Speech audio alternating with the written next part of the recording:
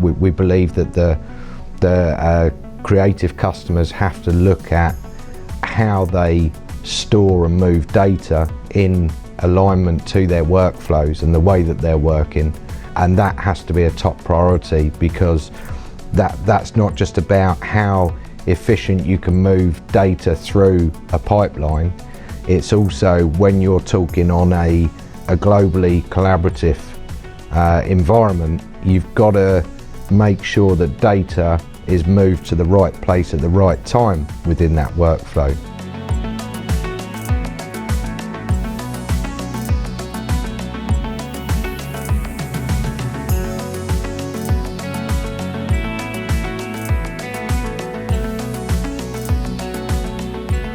I have a saying, we deal with in a lot of extreme performance requirements, and that's fun, but it's also kind of boring, right? That's not the really exciting bit. That's not the bit that drives your business forward. It's the workflow that does that. It's the workflow. It's how the software interacts, your software, your users, and their applications interact with the overall workflow. And so that's, from a design approach, from an architecture approach, we've put a huge emphasis on that with Pixstore, with Ingenia, with all of our products, to make sure that we can do whatever we need to do for the applications that the users are consuming, that the workflow is consuming every day, to make it as easy as possible for those applications to integrate directly with Pixstore, integrate directly with Ingenia. And the reason that's so important is that you don't want to be in a situation where you're having to change your workflow, you're having to change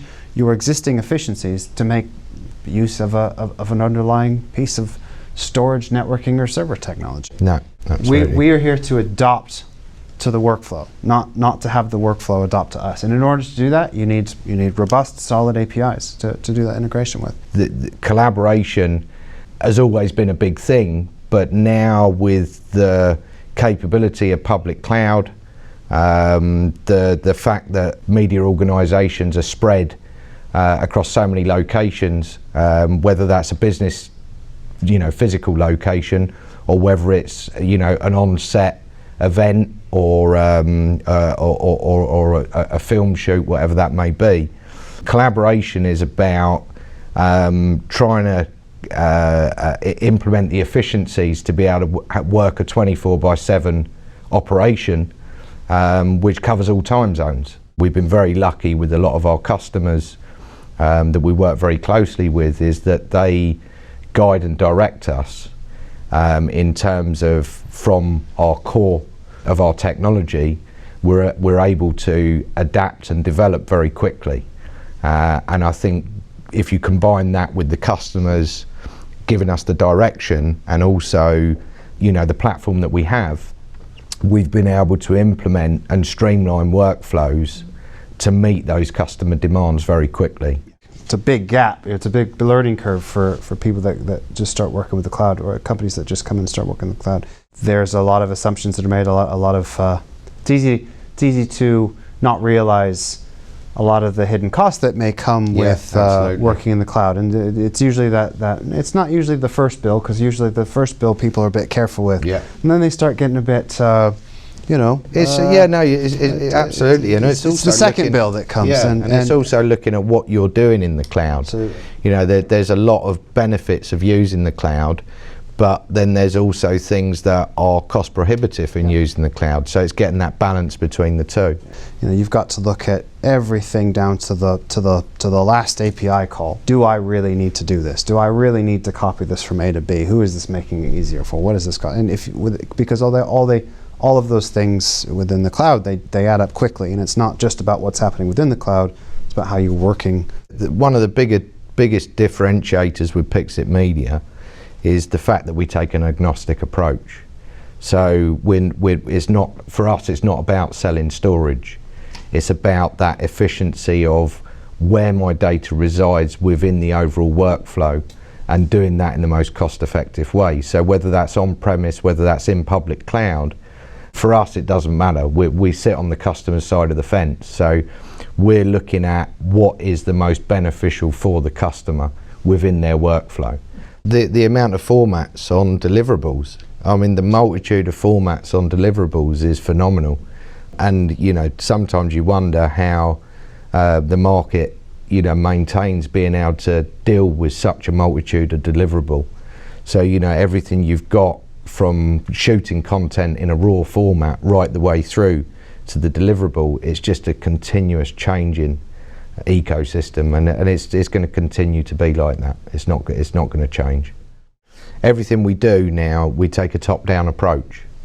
So it's understanding the applications, the creative applications. It's understanding how the data is managed from, if you like, an asset-aware perspective, and then we fit into that sort of data orchestration layer and down. And everything we do in relation to when we're architecting with a customer, rather than making the technology or implementing technology that the creative teams have to work with, it's more about architecting a solution to meet workflow and application requirements for an end-to-end. So it's incorporating all those efficiencies of the way that data moves through that workflow, whether that's on premise, whether it's in the cloud, whether it's on a global collaborative basis. It's really looking at how you architect the underlying infrastructure to meet that.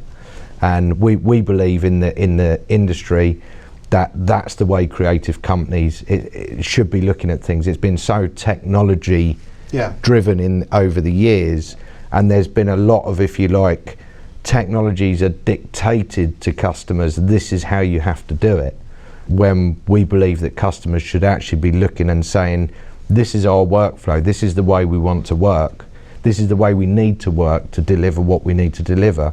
You need to provide a solution or an architecture to meet that requirement, and that's the approach pixitmedia take. Over the past few years, right, the security requirements have gotten really stringent. You know, a lot of the facilities that provide the shots, that provide the animations, that provide the visual effects for the larger studios, the larger content providers, there's a request, or well, it's not really a request, it's more of a demand for complete isolation of those environments. Yeah. And that's pretty expensive, you know. So if I have to have a system for these 3 customers over here, and I have the system for that one customer over there, and then I get I'm going to do another pitch, and I want to get that customer over there. I don't want to have to be buying a new storage network and server technology for every single one of these situations. You know, it's a request that came to us a few years ago to see what we could do about that, how we could help that, how we could basically help our customers to meet those security demands without sacrificing any performance, but without necessarily having to, you know, have this infrastructures popping up like triffids all over the place. Yeah. And our container services have gone a tremendous way to solving this. So what Pixstore Container Services allow us to do is basically we're separating the control plane from the data plane of the solution. So it allows our customers multi-tenanted access to Pixstore to say, I'm going to spin up for that customer over there, I'm going to spin up for that customer over there. They can run on the same infrastructure, but there's no way that this particular container here can access that particular container over there. It's complete isolation. Complete isolation. It's really helped to reduce those costs. Now our customers can, you know, bid with confidence, not having to worry about going out and procuring another system to meet those security requirements, and their customers are satisfied that their content's not going to be compromised. So Pixitmedia have been working towards the sort of collaboration and extended out into the cloud for the last 4 or 5 years. So we're very much ahead of the curve in terms of the market. So many of the ways that it's being approached with both storage and the cloud hyperscalers is very much about replication of data. Now with replication comes duplication. So, you know, I don't want to be storing things twice or 3 times or 4 times. So it's about that efficiency of moving content in a fast and reliable way, but putting that data in a way where it's orchestrated intelligently to where the creative element of the workflow needs it. And I think that's the biggest thing that we need to look at in the future.